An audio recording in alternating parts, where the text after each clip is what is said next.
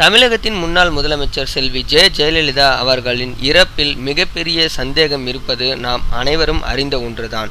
இது கொலையா அல்லது இயற்கையான முறையில் ஏற்பட்ட மரணமா என்ற சந்தேகம் அனைவரிடமும் எழுந்துள்ளது.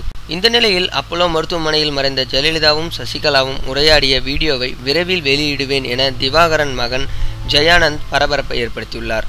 ஜெயலலிதா மரணம் அடைந்து 5 மாதங்கள் ஆகிவிட்டாலும் அவரின் மரணத்தில் மர்மம் இருப்பதாகவே பொதுமக்கள் இன்னும் கருதுகின்றனர்.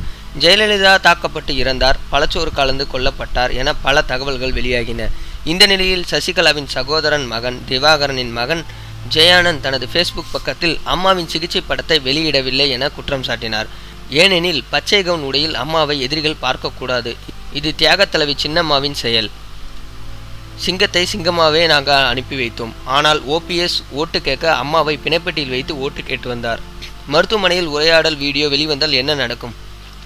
ஓ பன்னீர்செல்வம் இவர்களை என்ன செய்யலாம்? அந்த நாள் மிக விரைவில் வரும். இன்னும் ஓரிரு நாட்களில் அப்போலோ புகைப்படங்களையும் ஜெயலலிதா மற்றும் சசிகலா பேசிய உரையாடலையும் நான் வெளிவிடுவேன் என்று ஜெயானந்த் தெரிவித்துள்ளார். இந்த செய்தியானது தமிழ் மக்களிடையே மிகப்பெரிய அதிர்வலைகளை ஏற்படுத்தியுள்ளது. இதனால் பலரும் அவரது ஃபேஸ்புக் பக்கத்தை புக்மார்க் செய்து கொண்டு அவர் எப்பொழுதுதான் அந்த வீடியோக்களை வெளியிடுவார் என ஆவலுடன் காத்திருக்கின்றனர் தமிழ் மக்கள். இன்னும் ஓரிரு நாளில் திவாகரனோட மகன் ஜெயானந்த் அந்த ஃபோட்டோஸ்களையும் அவங்க 2 பேர் பேசின ஆடியோஸையும் வெளியில் விடுவேன் அப்படின்னு சொல்லியிருக்காங்க. அதை பற்றின எல்லா நியூஸையும் நீங்கள் தெரிஞ்சுக்கணுன்னா கீழே உள்ள ரெட் கலர் பட்டனை கிளிக் பண்ணுங்கள். அதை பற்றின நியூஸ் எல்லாமே உங்களோட இமெயிலுக்கு நாங்கள் சென்ட் பண்ணுறோம். மேலும் இது மாதிரி நியூஸ் தெரிஞ்சுக்கிறதுக்கு கீழே உள்ள ரெட் கலர் பட்டனை கிளிக் பண்ணி நம்ம தமிழ் ஸ்பீடு சேனலை சப்ஸ்கிரைப் பண்ணுங்கள். இந்த வீடியோ உங்களுக்கு பிடிச்சிருந்துச்சுன்னா லைக் பண்ணுங்கள்.